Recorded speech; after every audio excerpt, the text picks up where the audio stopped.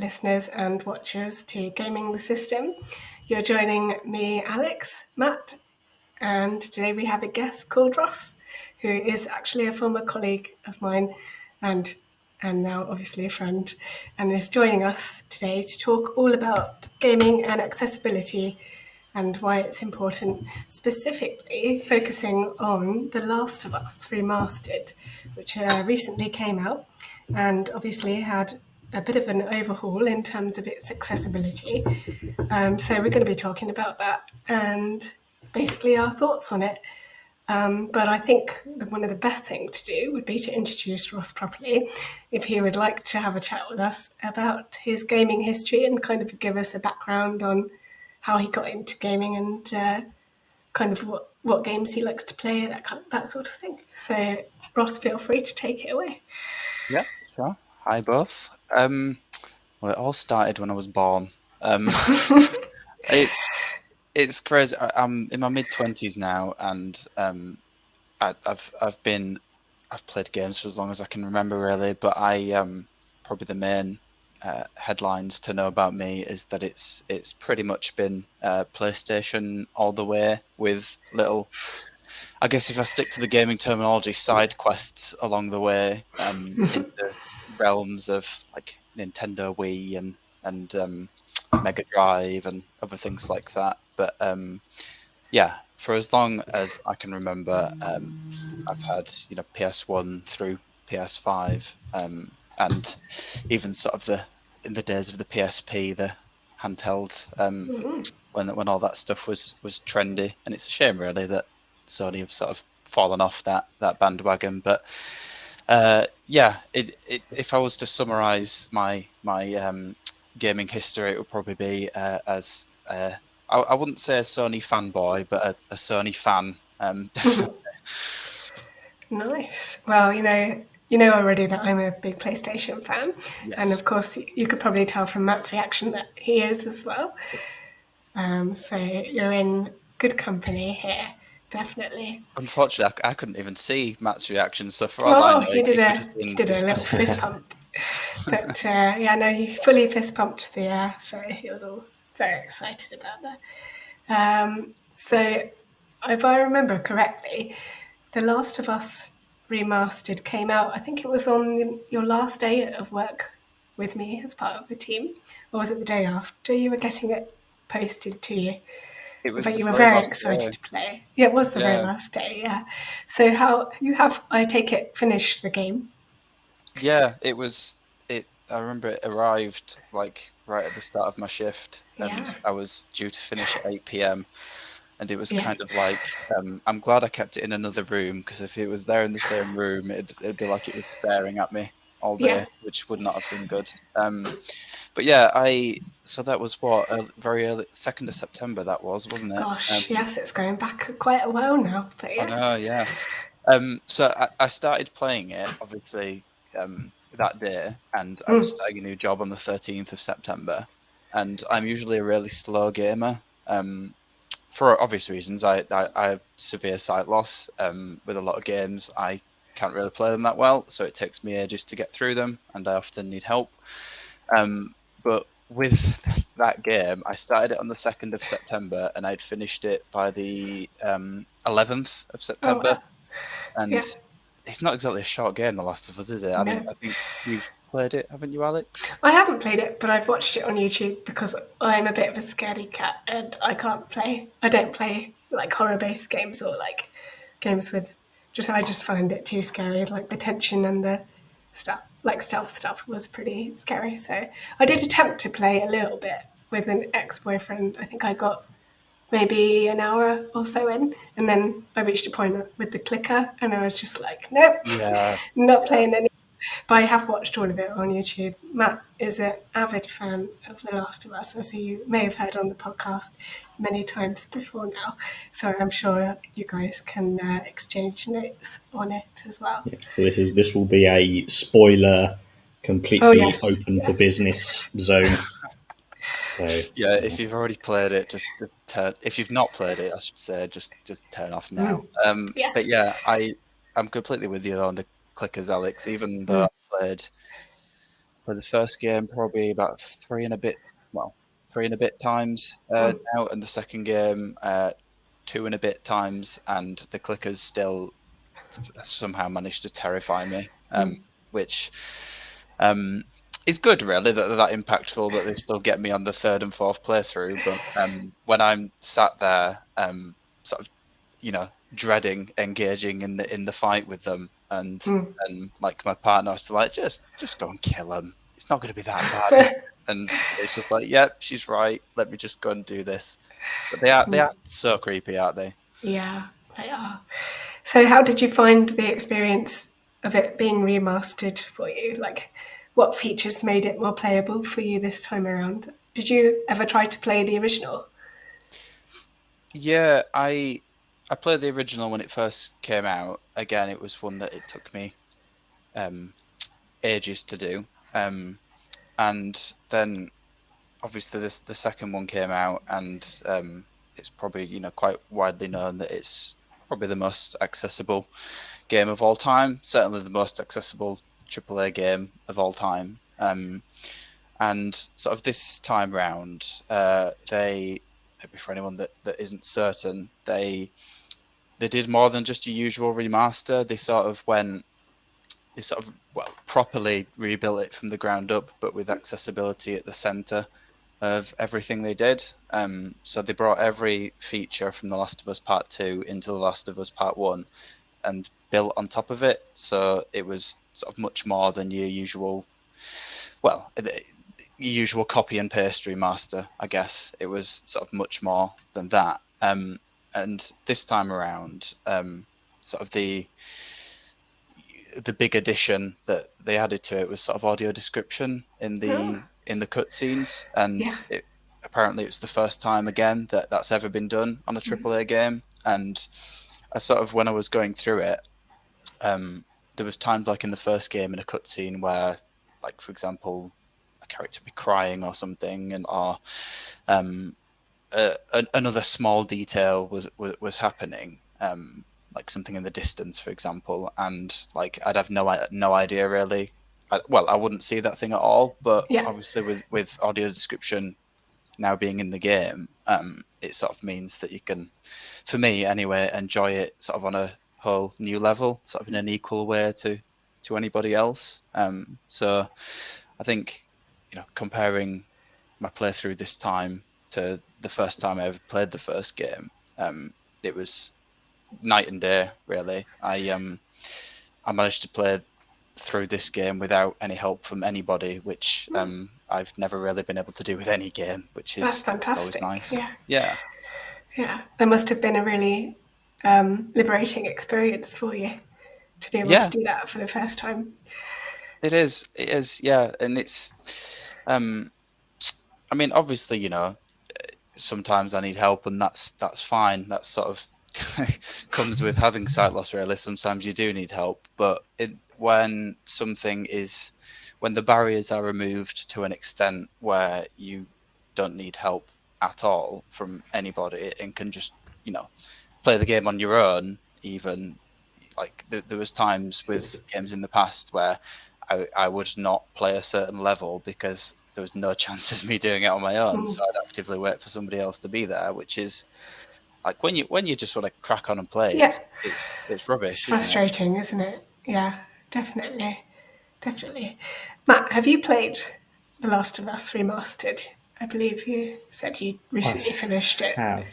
Yes. Because I'm so grateful to you, Ross, because I played this is like the remade version, and so they had the Last of Us original, which was in 2013 PS3. Then they remastered it for PS4. Then they did Last of Us Part 2. I played the Last of Us. I played the Last of Us Part 1 because the second one looked good. When I say I played the PS4 version and played it and was like, meh. And then played the second one, and it's one of the top 5 games I've ever played. Absolutely jaw dropping. And I was certain I'd never play it again because it had affected me so much.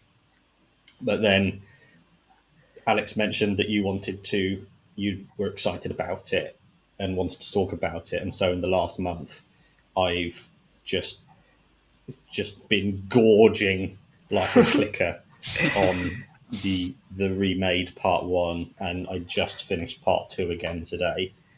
And I have to say, when the myth about disability and accessibility is that it just means making things easier, slowing things down, dumbing things down, and that disabled people have nothing to offer apart from being a burden. But it's just going through. I played with a ton of the accessibility stuff turned on to experiment, and turns out when you can customize a game to suit your personal gaming choices, what you prefer. I was going to say perversions, but I meant what you prefer. Then it makes it enhances it, and of course duh. That's obviously, and you'd have to be a great big steaming bellend to not realise that not only are these things just getting people able to have the base experience, stuff like the difficulty level alone, I like the combat to be hard, but I don't like the survival scarcity element where you've never got any ammunition. So you can have the combats to hard and the resource collecting to easy. So you can have lots of stuff. But the two most awesome game-changing things were enhanced. Did you use enhanced listen mode, Ross? Yeah, that was from the Last of Us Part 2, and when they brought it into this one, that was one of my most treasured features in either game. Yeah, I take it you used that one as well. Yeah, just it. So that was part one. So both visual things are using the what's it called? Changing it's the high contrast. when it's high contrast, yeah. So when it's got the world is grey, good people are blue, bad people are red, pickups are yellow. And I could just go through. So the things that frustrate me are not being able to find enough things, and so yeah, that's basically it. And so that was where I started. I think, I can't be asked searching around to find everything. I'll turn on the ping so that you can. I'll just turn on the ping so it helps you find. And it's genius. You can press square for enemies, circle for pickups, so it doesn't just automatically tell you where everything is. So is it like an audio cue? It's so cool. As I'm learning more and more about game development itself, going through this list of things, I'm just thinking, of course, there's a ping library. So every single conceivable thing in the game has its unique ping. That's and really it pings cool. depending on how far away from you it is. And if people, so yeah, just finding things, having plenty to find, being able to find it, and people who say, it can, what that takes the fear out of it if you can have an enemy ping and you can use the high contrast stuff.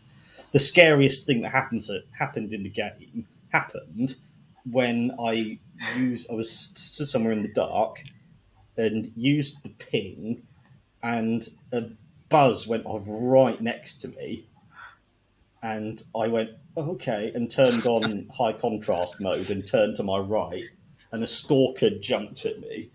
It scared the shit out of me. So those two elements, people just try them. If anyone's like, I'm just make it easier, just go shut up and try it. And it's just and it'll enhance it. That feature you described there, the enhanced listen mode.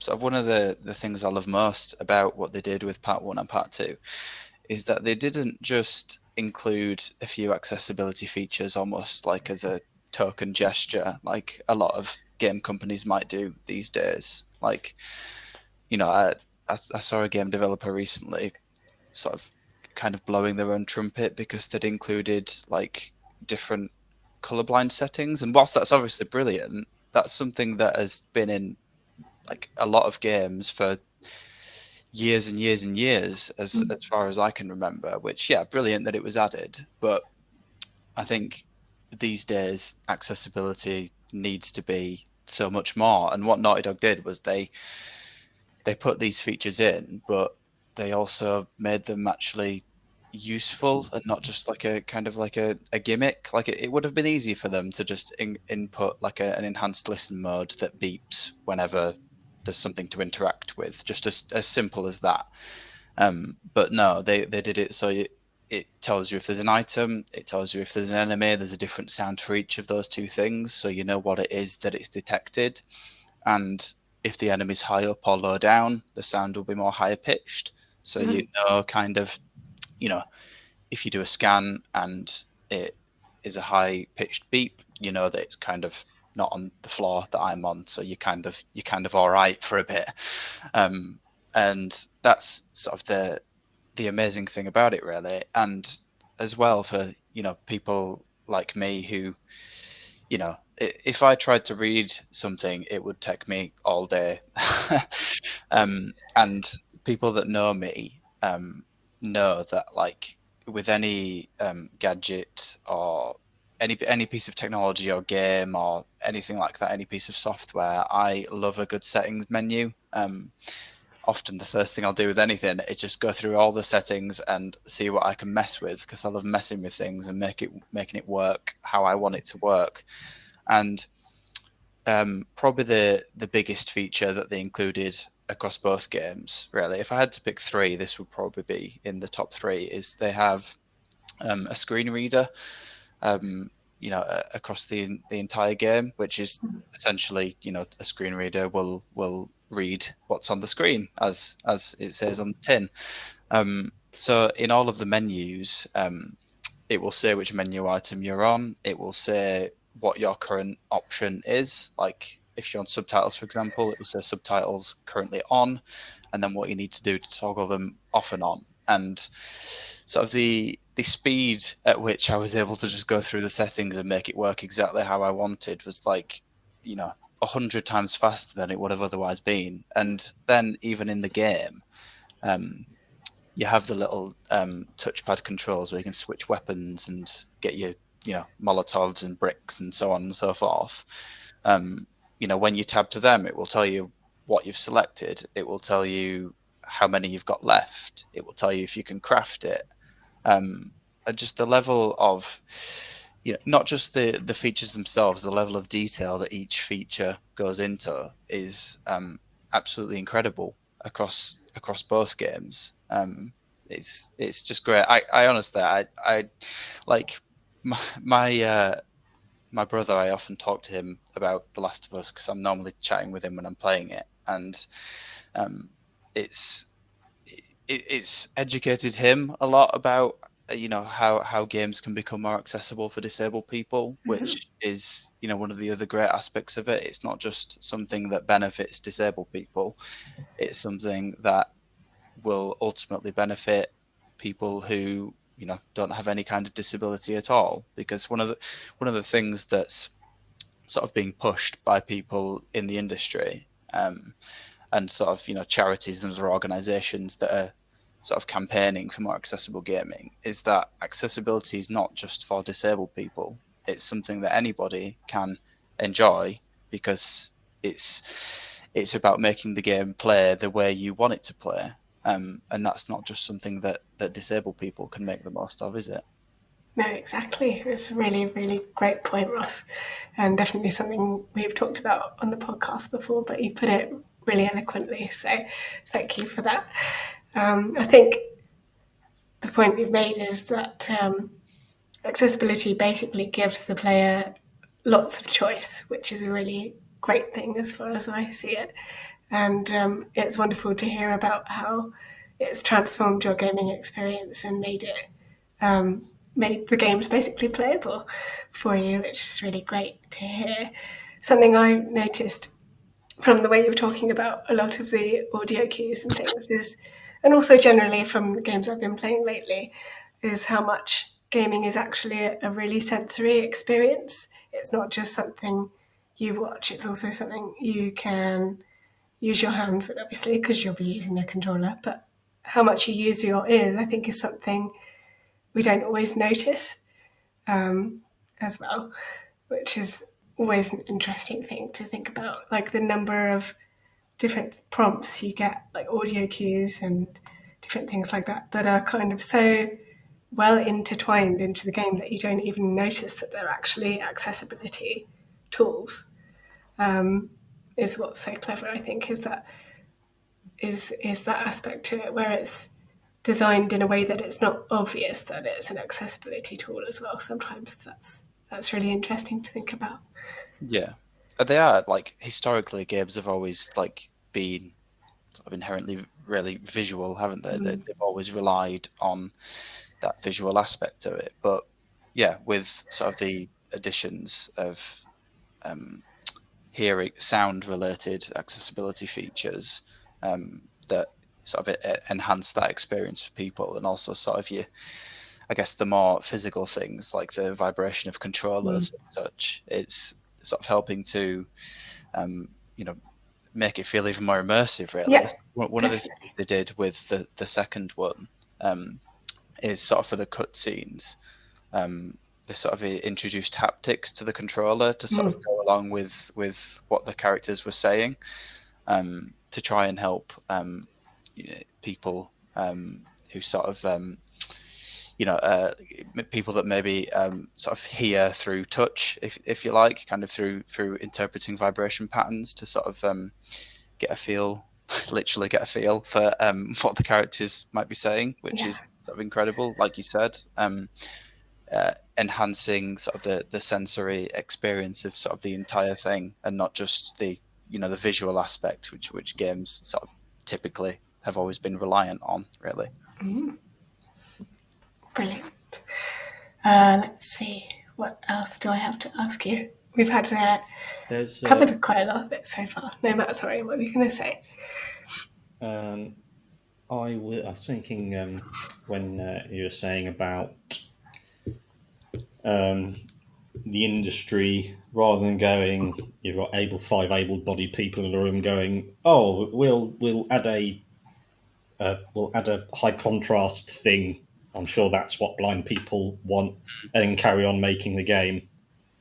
You can tell that they've clearly gone, you know what? Why don't we ask disabled gamers what would make their game not only playable, but enhance the experience for them as well?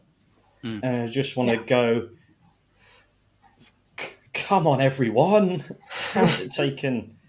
It really is that simple. And also, another element that I've had on all the time is slow motion when you aim, and that's just as simple as you turn the speed down. You press a button, and the speed of the game turns down slightly. Games have been doing that forever. There's no reason that they all can't do that, and that made it so much easier. So having all the ammunition, slow mo. I like going through games feeling like an unstoppable badass. And it just shows so much of this stuff is stuff that any game could. A lot of it could. There could be like set up packages on all game engines, like especially the Unreal Engine and the Unity engine, the free ones. A lot of this stuff is things that could be turned into a package that any someone making it on their own could use. Things like the slowing down thing, because I've been learning about programming recently and found out that everything digital is based in binary.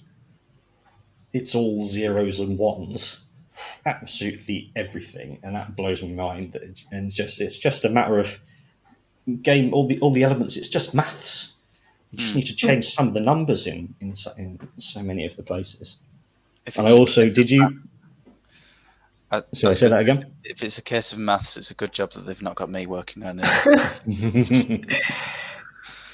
Oh yeah, did you use the zoom function? You know what, the zoom, ordinarily that would be amazing on a PlayStation game, but because of the sheer amount of features elsewhere, I found that I didn't need it because they had me covered so much in all of the other aspects that the zoom was just one that I didn't need in the end. But obviously, somebody out there, it would have been equally as valuable to them as the other things were to me, and that's the brilliance of the fact that they added so many things. And like you said, it's absolutely clear and obvious. Even without them having confirmed it, it's obvious that they consulted with several disabled gamers, Yeah. not one, and disabled gamers of various backgrounds, and that they continued that relationship after the release of the game, because I imagine that you know they would have had to do a lot of consulting for sort of the integration of the audio description as well. But sort of going back to what you said about the sort of the coding aspect of it, like Matt, I sort of think that, like, I am not like really savvy in that regard, but when I think of something as simple as sort of how you described the slow motion thing, the shortcut that you can use to toggle it on and off, which is essentially just a swipe on the PlayStation controller. You swipe right or left on the touchpad to get your feature, and you can customize what turns on and off. But by default, it's the slow motion mode. And even something as simple as that, being able to toggle a setting on and off with just a symbol, like it's almost like a keyboard shortcut on a computer, really. It's the equivalent of that. And it strikes me as something that wouldn't be that difficult to have in a lot of games. No, that's Because every button is a 0 or a 1. Are you touching it? 0. No. Are you touching it? 1. Slide right. Turn it down. Turn the speed down 25%. And right again. Back up to 1. And you just go, come on, guys. yeah, It's easy. easy. Although with the slow motion mode, the only time it becomes quite funny is when I accidentally leave it on in a cutscene, and it's quite humorous. I didn't know it could do that. That does sound funny. Yeah, it does. It transitions between all sort of phases of the game, Wow. whether it's a cutscene or just normal gameplay. It's always implemented, and it's the same with the high contrast as well. If you transition from gameplay to cutscene to gameplay, the high contrast is always there as well, which is brilliant. Sort of in the cutscenes, sort of the amount they've done with those in terms of accessibility is sort of brilliant as well. Like with the subtitles, you can change all the sizes of them, the color of them, the background of them, and you can even sort of add a little sort of the name of the character that's saying the line will appear next to it, and you can sort of customize the color of that as well. So it's not just the gameplay experience, if you like, that in the case of The Last of Us, it's not just the gameplay experience that they've clearly paid a lot of attention to in terms of making it accessible. It's the whole package, really. I'd be interested to know, what does the audio descriptor sound like? She sounds good, solid. I'd say like they say with all the audio description, it's meant to sort of complement what's going on, fill in the gaps really between any dialogue and other audio, and it does it fantastically. To be honest, it's not like, I don't know. When I liken it to other games in which I've heard like synthesized speech or other kind of audio description, I once played Minecraft, and the screen reader that it had on there, it sounded like something from like the 1980s or something like that. It was really bad. But sort of both the screen reader and the person that's done the audio description on The Last of Us, all of those sort of things that are used to provide sort of audio support to people who might have low vision. They're all done sort of incredibly well, and they don't. I don't know. They don't sort of take away from the experience in the way that it could be a risk that these things could do if they were done terribly. It complements it really, really well. It's as good as like your top TV shows. It's if I think back to the summer and watching Stranger Things, it's definitely on that level in terms of how well done and professional it is. Okay, good to know.